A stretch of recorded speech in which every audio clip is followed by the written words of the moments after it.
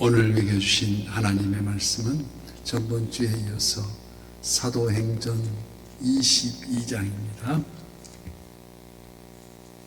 22장 1절에서 10절까지 교독하고 마지막 절은 합독합니다. 부형들아, 내가 지금 여러분 앞에서 변명하는 말을 들으라. 그들이 그가 히브리 말로 말함을 듣고 더욱 조용한지라. 이어 이르되, 나는 유대인으로 갈릴리아 다소에서 났고 이 성에서 자라 가말리엘이 문화에서 우리 조상들의 율법의 엄한 교훈을 받았고 오늘 너희 모든 사람처럼 하나님께 대하여 열심히 있는 자라. 내가 이 돌을 박해하여 사람을 죽이기까지 하고 남녀를 결박하여 옥에 남겼노니 이에 대제사장과 모든 장로들이 내 증인이라. 또 내가 그들에게서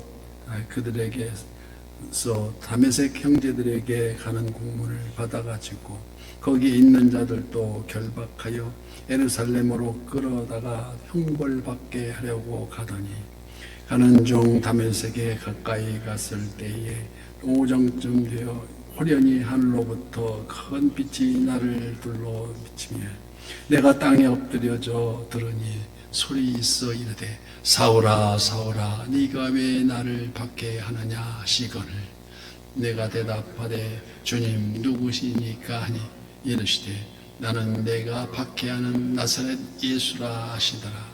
나와 함께 있는 사람들이 빛을 보면서도 나에게 말씀하시는 이의 소리는 듣지 못하더라. 내가 이르되, 주님 무엇을 하라이까? 주께서 이르시되, 일어나 다메섹으로 들어가라. 네가 해야 할 모든 것을 거기서 누가 이르리라 하시거늘. 아멘. 오늘도 우리 소나뉴스 기도의 향연 속에 새벽을 깨우는 우리 성도님들 모두에게 여호와 샬롬 지키시는 하나님의 평강이 오늘도 승리로 이끄는 모두가 되시기를 축복합니다. 질병 중에 후두암이라는 병이 있습니다. 숨쉬는 호흡의 통로이며 발성기관이기도 한 이 후두에 발생하는 이 병은 발생 초기에 후두부를 제거해야만 나을 수 있다고 합니다.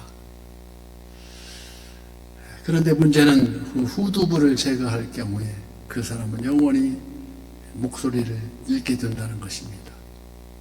그런데 이 병에 걸린 한 유명한 여가수가 있었는데요. 가수가 목소리를 잃는다는 것은 마치 생명을 잃는 것과 똑같은 상황이 아니겠습니까?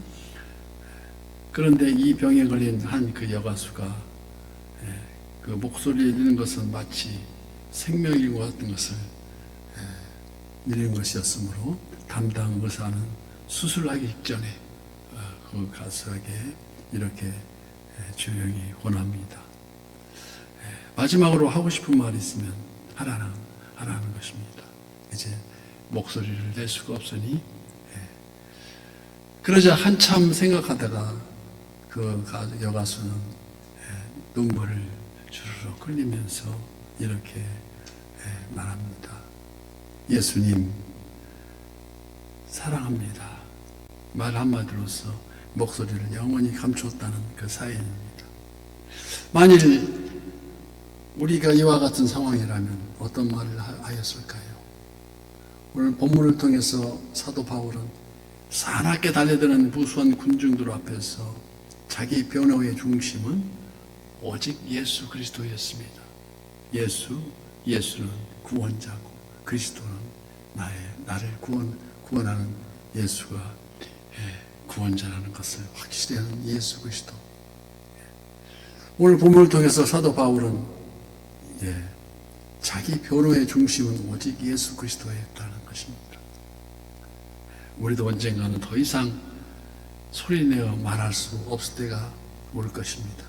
누구나 다 올 그때가 오기 전에 우리도 무수한 군중들 앞에선 이 바울의 심정으로 또 마지막을 남긴 그 여가수의 심정으로 진정 귀한 증언을 해야 될 줄 믿습니다.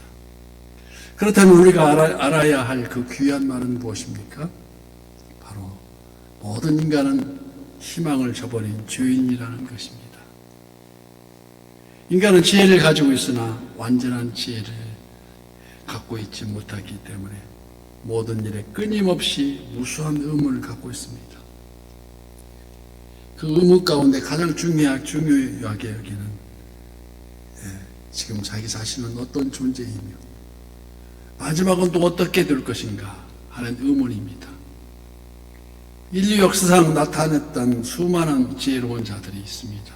이 숙제를 풀기 위해서 무진예를 쓰며 때론 나름대로 답을 제시해 주기도 했지만, 그러나 그 어느 누구도 인간 실체에 대한 명확한 답을 제시하지 못하고 있습니다. 오직 성경만이 인간의 실체를 분명하게 지적하고 있다는 것을 우리는 알아야 합니다. 모든 인간은 희망을 저버린 죄인이요, 그 결국은 사망이라는 것입니다. 누구나 다 올 수 있는 사망. 로마서 3장 23절 말씀, 모든 사람이 죄를 범하였으니 하나님의 영광에 이르지 못하더니 그래서 죄의 싹은 사망이요 하나님의 연산은 그리스도 예수 우리 주 안에 있는 영생이라고 말씀합니다. 그렇습니다. 이런 바로 현재 인간에 대한 현실을 너무나 정확하게 뚜렷하게 전해주고 있지 않습니까? 돈을 벌어 부유해질 수도 있고, 체력을 길러 튼튼한 몸을 만들 수도 있겠지만, 지식과 명예를 얻는 사람들이 칭송을 받는다 할지라도 그 모든 것은 때가 되면 마치 화롯불에 사위어져 가는 재처럼 서서히 쓰러져 버리는 것이며, 죽음 앞에선 인간에게는 오직 한 가지, 바로 희망 없는 죄인이었다는 것입니다. 그래서 우리는 성경을 시작할 때 태초에 말씀이 계시니라, 이 말씀이 하나님과 함께 계셨으니 이 말씀은 곧 하나님이시라고 신약은 시작합니다. 바로 말씀이 육신이 되어 우리 가운데 거하신 성육수하신 우리 예수님과 인간을 향한 하나님의 끝이 없는 사랑을 말합니다. 하나님은 최초의 조상 아담과 하와가 범죄했을 때부터 하나님의 메신저, 즉 선지자를 보내셔서 끊임없이 이 사실을 증거하게 이르렀습니다. 때로는 이적으로, 때로는 회초리를 들어서 징계하심으로써 그 뜻을 나타내셨는데, 그 모두의 중심을 인간을 향한 하나님의 끝없는 사랑입니다.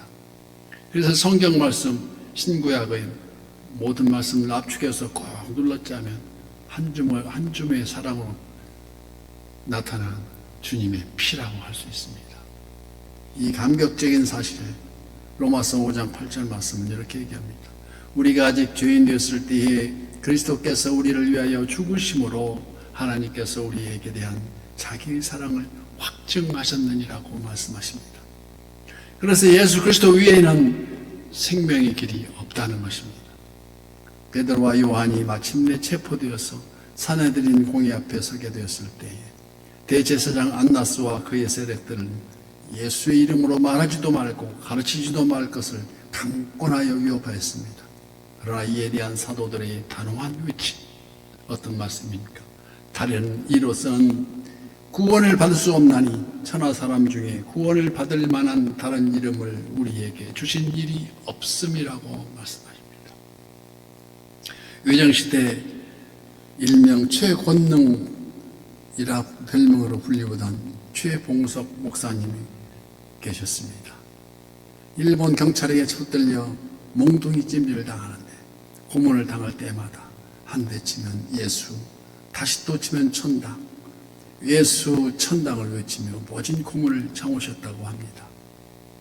오늘 보면 7절 말씀에도 내가 땅에 엎드려져 들으니 소리 있어 이르되 사울아 사울아 네가 왜 나를 박해하느냐, 주님의 음성이 들립니다. 다메섹 도상에서 호련히 사울에게 빛으로 임하셔서 스스로 의인이라 생각하며 그가 자행했던 일들이 지금껏 가장 큰 죄인의 행동이었고 진리를 보지 못한 소의 역경, 바로 그 소경이었음을 우리 바울은 실제 실제로 자기가 소경이 되어서야 깨닫게 되었다는 것을 고백합니다. 출애굽 모세는 단언합니다. 곧 큰 시험과 이적과 큰 기사를 내 눈으로 보았느니라고. 그러나 깨닫는 마음과 보는 눈과 듣는 귀는 오늘 여호와께서 너희에게 주지 아니하셨느냐 물어봅니다. 실로 하나님께서 우리의 영적 눈과 귀를 열어보게 하시고 또 듣고 듣게 하심이 이 얼마나 큰 은혜입니까? 그렇습니다. 성령님, 우리 눈을 열어주시면 작은 풀포기 하나에도 하나님의 은혜가 스며 있음을 우리는 봅니다. 바로 그게 하나님의 섭리입니다. 하나님의 살아계심을 보인다는 것입니다. 오늘 본문 10절 말씀과 같이 내가 이르되 주님 무엇을 하리이까? 주께서 이르시되 일어나 담에석으로 들어가라. 네가 해야 할 모든 것을 거기서 누가 이르리라. 여기 예수님의 음성을 들은 사도 바울이 올바른 응답을 발견할 수 있습니다. 주님 무엇을 하리이까? 이제껏 주님 밖에 있었던 바울이 이제 주님 앞으로 겸손히 무릎을 꿇고 무엇을 하리이까 방향을 묻고 있습니다. 인생의 위대함은 잘못된 방향을 바꾸어서 다시는 거듭하지 않는 그게 바로 회개라는 것을 말하고 있습니다. 회개했다 열매를 맺어야 된다는 것입니다. 우리는 언제든지 자신을 향한 하나님의 계획에 눈을 열어야 합니다. 마지막 한마디, 예수님 사랑합니다고 할 수 있었던 그 가수의 심정으로 목숨을 걸고 흥분된 군중 앞에 섰던 사도 바울의 심정을 헤아려서 이 눈에 아무 증거 아니 비어도 믿음만을 가지고서 오늘도 걸어가야 한다는 그 사명을 갖고 우리 선한 유죄에 가야 할 그 길이라는 것을 알고 오늘도 승리의 첫걸음으로 선한 유죄의 지체가 되시기를 예수님 이름으로 간절히 축복합니다.